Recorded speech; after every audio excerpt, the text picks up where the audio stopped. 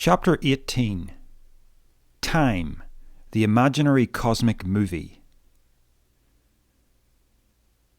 God is standing at an ice cream counter in human form, deciding whether to choose vanilla or chocolate. Quit stalling, the vendor objects. You know everything past, present, and future, so you already know what choice you're going to make. Indeed, God replies. I knew I was going to choose vanilla, so now I'm going to thwart my foreknowledge by choosing chocolate. But wouldn't you already have known that you were going to thwart your foreknowledge? Clearly there is something wrong with our ideas about God as a human-like consciousness, bound within the passage of time as we are. Such a being, by virtue of his ability to see the whole of eternity at every moment, would be incapable of a single act of free will. God would be more chained by his infinite knowledge than any creature.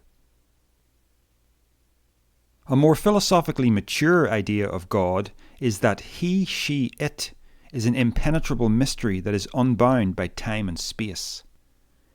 If God is to be thought of as conscious, then clearly that consciousness is nothing remotely like a living entity's, so much so that perhaps the word consciousness is not even appropriate. Theists tend to think of God as a mind, but when you really consider the position their God occupies, what use would God have for something as crude and limiting as a mind? I could indulge in the speculation that God created the universe so that he could experience freedom of choice by hiding himself in all the creatures and playing their roles. We're all God in disguise, only we don't know it. The infinite fragments itself, creating finity, duality, incompleteness, separation, space-time. In relation to creatures, the infinite places itself into a situation where it cannot access the fullness of its own being. Beyond my limited awareness is the infinite holding itself in this body-mind. Likewise, beyond your limited awareness is the infinite holding itself in another body-mind. We are one and the same being, forced into a state of apparent alienation.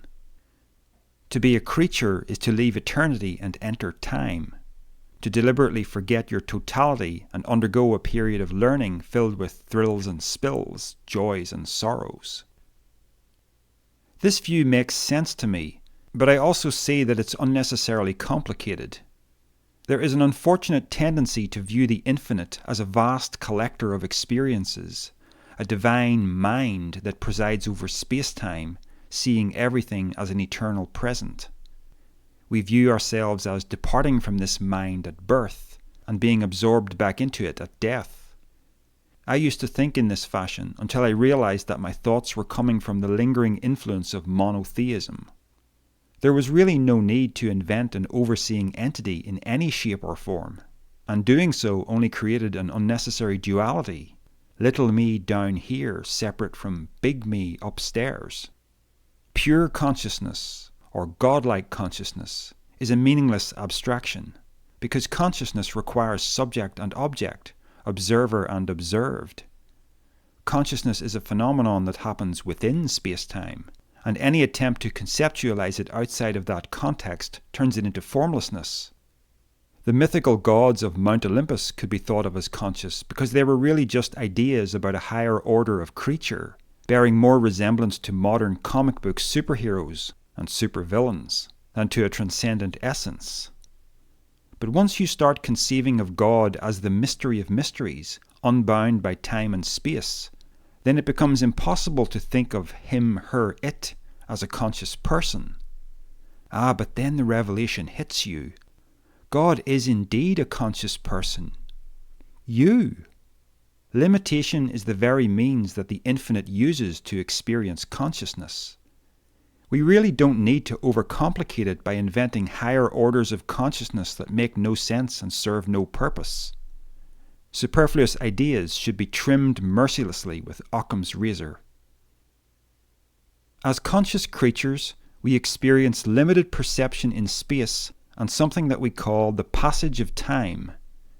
We tend to think of time as a sort of film strip. This is because our brain functions as a recording device. We can scan through our memories of yesterday's daily activities, isolate something interesting, and replay it mentally.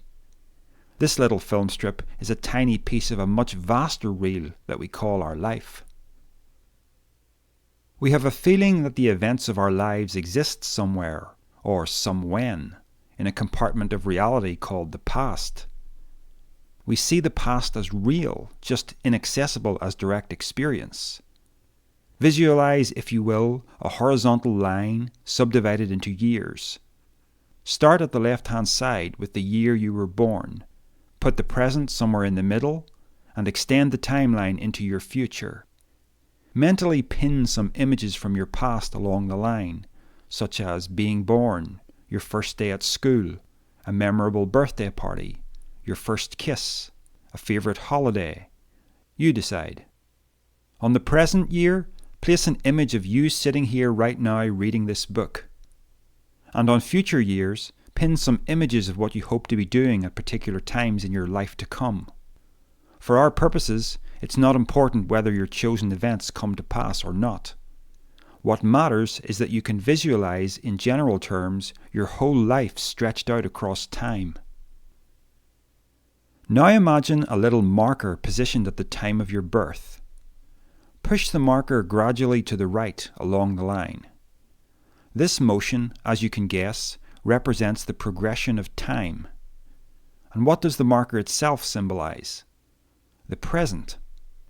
We think of time as a kind of fabric through which a thing called the present moves, and we feel that the present exists at only one specific point on the entire fabric. Currently, that point is the date and time displayed by your watch, and no other. For convenience, we can forget the man-made convention of time zones, since it's only the numbers that change, not time itself. But this view of the present is entirely subjective, caused by the brain's ability to store recordings and make predictions. Objectively, the present does not move. It is completely and utterly still. This, however, will take some explaining. Select one of your memories and replay it mentally. I'll do the same. I see myself on my 9th birthday. I'm in my backyard playing with a Star Wars toy that was a gift from my parents. I may say to myself, I am gazing upon the past. But what I'm really looking at are images that my brain is generating in the present. A mental reproduction of something that I call the past because of my vantage point in so-called time. But look carefully. This vantage point is the present. The playback device of my brain that gives me access to images of the boy exists in the present. The recording itself exists in the present-day flow of information through that brain. Furthermore, if I take my present awareness and my memories out of the equation altogether, I can also understand that when the boy experienced his birthday party, it was a present moment experience for him. At every turn, I am confronted with the inescapable reality of the present. If you're still struggling, think of it like this. Right now, we are in the present. As you read these words, time appears to be moving forward. Pause from reading for a moment and count to 5 aloud. Where are we now? Oh, look, we're in the present. The numbers that you spoke exist as a memory that you call the past. But look carefully at this memory. When you said 1, you said it in the present. When you said 2, you said it in the present. All memories are mental recordings of experiences of the present that you can only access in the present. You have never known, nor will you ever know, anything except the present. Even if you spend a great deal of time absorbed in thoughts about the future, that is simply the activity you are choosing to do in the present.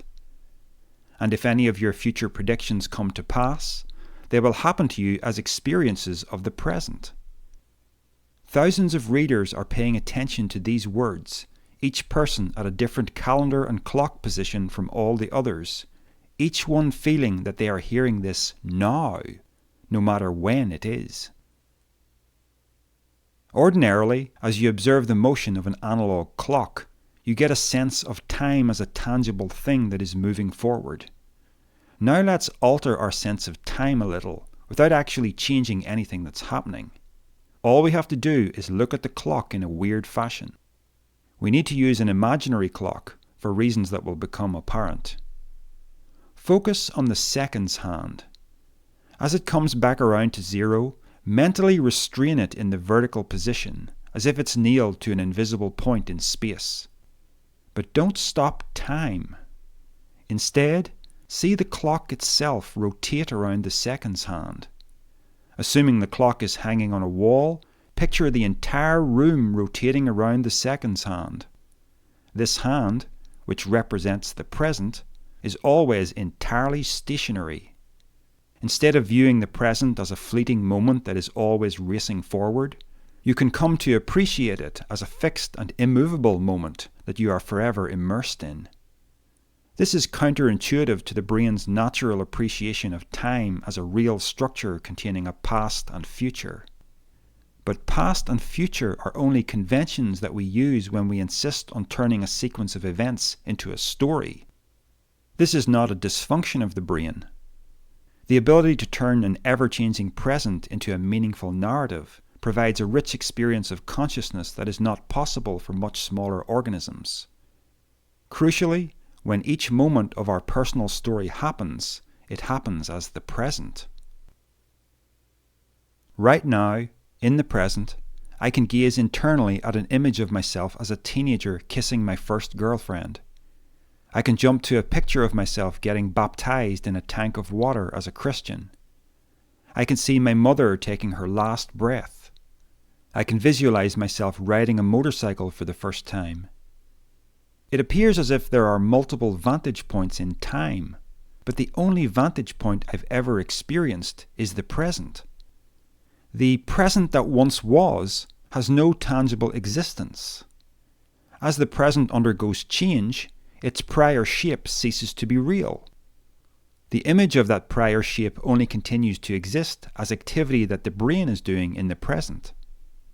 When we remember something, we're not reaching into an actual past and pulling it into the present. We're merely consulting a mental storage compartment that exists now. Everything that happens as the present. Consider the wind. Picture it as you see it on the television weather forecast. You're looking down from the sky at churning masses of clouds and the empty spaces in between. You can turn it into a story if you wish. In fact, that's what a weather forecast is. Where is the wind blowing next? Will we have rain tomorrow? Will the hurricane continue heading east? But if we set aside our human interest in the wind and just look at it for what it is, we might gain an elusive insight about the nature of time. All of that motion is happening in a sequence, but is there really any value in thinking of it as a stored recording? Does our concept of reality require that all of these changing patterns are retained in a dimension called time? The wind certainly doesn't care about its own story. It just blows where it blows. And no moment in its history or future has any more or less importance than any other. Instead of understanding time as past, present, future, we can view it as a single moment in continual flux without preservation. Our ability to retain memories is just a consequence of evolution, nothing more. Much simpler organisms don't need memories in order to function, and so they don't possess them. They just live in the now, reacting to what's directly happening. In an organism as large and complex as a human, memory is essential to survival. Unfortunately, the ability to move one's awareness internally through a sequence of events prompts us to make the unwarranted assumption that time exists outside the brain as part of the fabric of reality. Reality is commonly modeled as a four-dimensional structure, with the first three dimensions relating to space, length, breadth, and height, and a fourth dimension for time. Einstein discovered that time is affected by the velocity of an object. We had to start using the term space-time because we could no longer think of space and time as separate concepts. Doesn't this make time a real dimension of the universe? Not quite. I have no doubt that the mathematics behind Einstein's theory of relativity is sound, but this in no way changes the observation that reality consists solely of what is happening right now, including the present curvature of every twist and turn in space-time. Relativity does not require the memory of what went before or the shape of things to come as an actual dimension of existence. We invent time in order to reconstruct a film strip in our minds that has no substance outside our minds. Time is a useful mental abstraction that allows us to chart the previous and successive shapes of the present with great accuracy. This insight about the illusory nature of time was one of the most difficult ideas for me to grasp, but when I did, my mind was blown. The flash of clarity came like a bolt from the blue when I was out cycling one evening, travelling along a route that I had rode since childhood. I was reminiscing about what it had felt like to be here doing this when I was a teenager. I playfully imagined I could ride through a time warp and suddenly be that young person again, reliving those memorable school days from the 1980s. And it suddenly hit me that time itself wasn't real. Our ability to construct a sequence of events in our brain didn't mean that time was a real place. The past only happened as the present. It didn't matter that the past was only accessible as memory. When any event happened, it happened as this moment.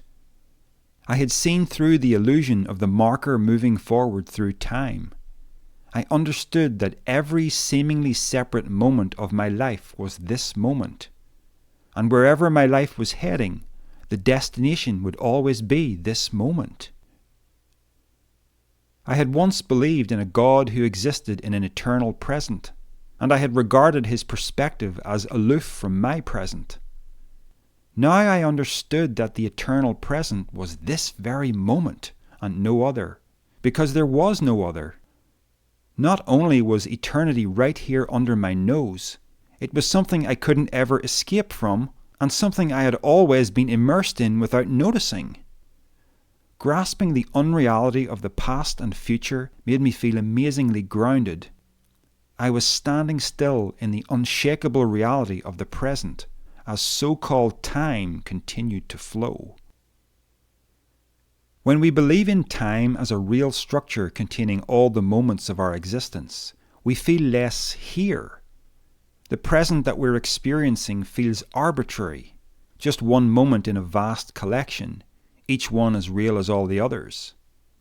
Obsessed with our story, we wallow in nostalgia, pining for past pleasures, or we indulge in wish fulfillment fantasies based on regret or foolish imagination, or we worry over events that are likely never to happen.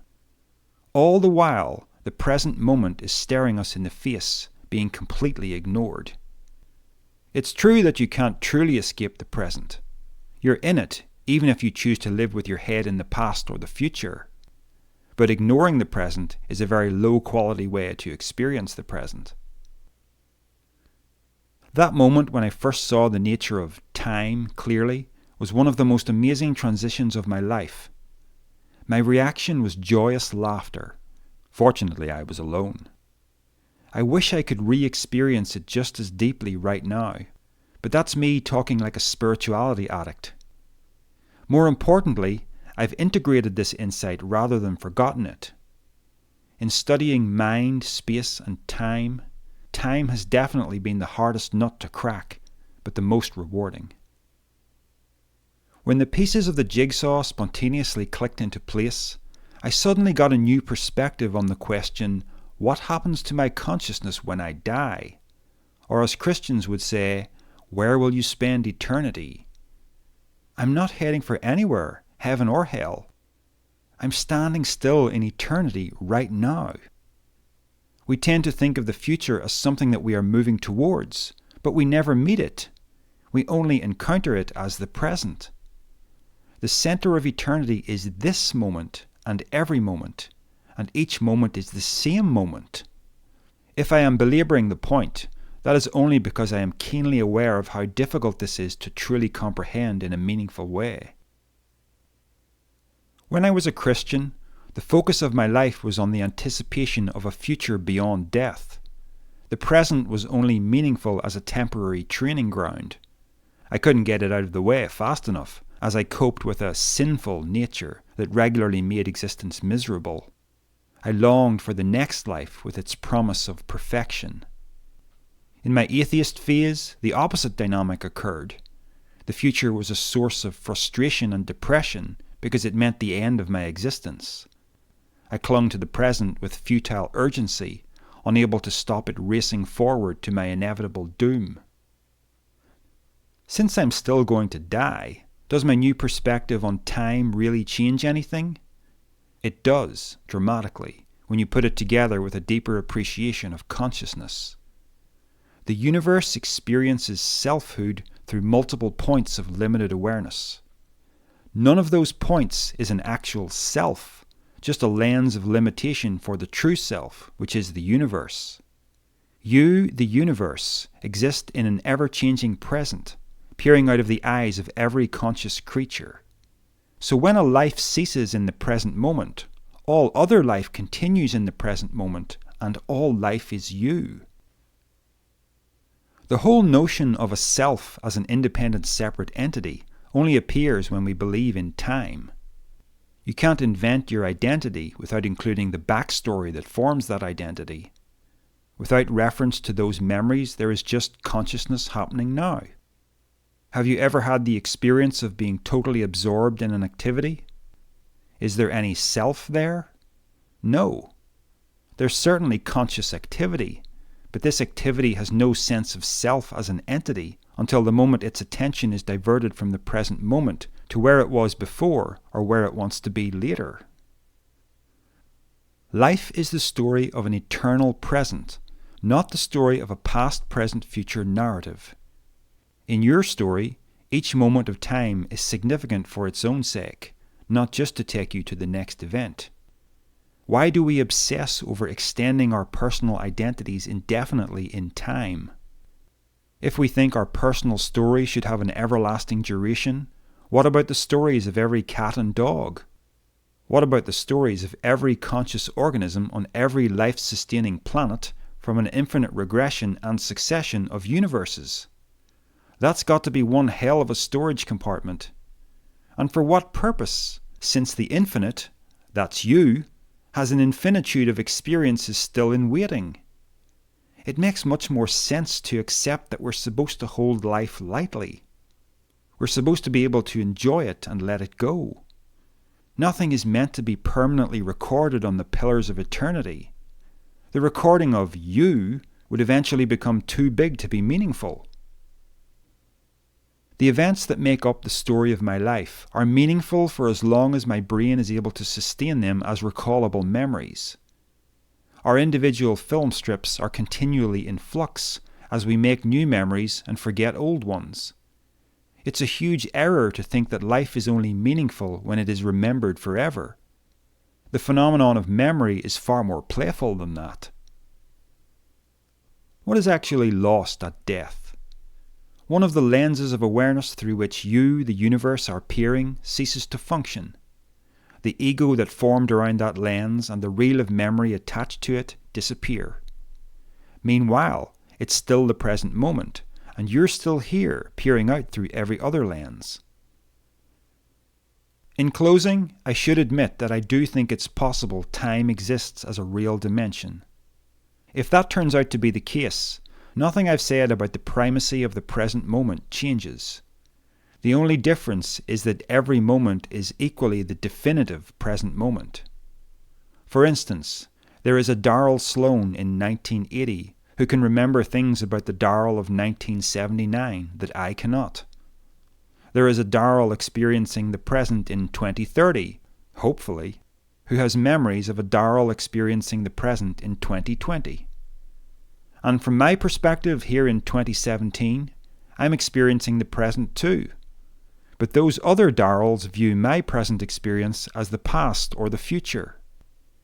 When you take into account these multiple vantage points in the time dimension, it becomes possible to notice that there is no need to give your own particular present any more primacy than any other manifestation of the present. Nor do you need to view all those other perspectives as different presents. You, dear reader, certainly don't believe that the 31st of January 2017 is the present, because you are reading this at a later date. But I assure you that I do. You think that I am writing these words to you from the past, but it looks to me as if all the people reading this book are in the future. Why is your present any more definitive than my present?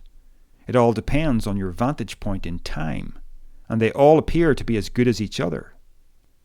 Essentially, the little marker we were moving along the film strip doesn't exist in one spot, because it's everywhere. All of time exists in this moment. Think of time like a movie on a DVD that you've been watching for the past half hour. The whole story exists right now on the disc, even though some of it is in your memory and some of it is yet to happen. What are we to make of a person who feels an inexplicable feeling of dread while stopped at crossroads as the traffic lights turn from red to green? The driver is frozen with fear and can't bring himself to press his foot on the accelerator. A few seconds later, a high-speed collision involving two cars happens right in front of him.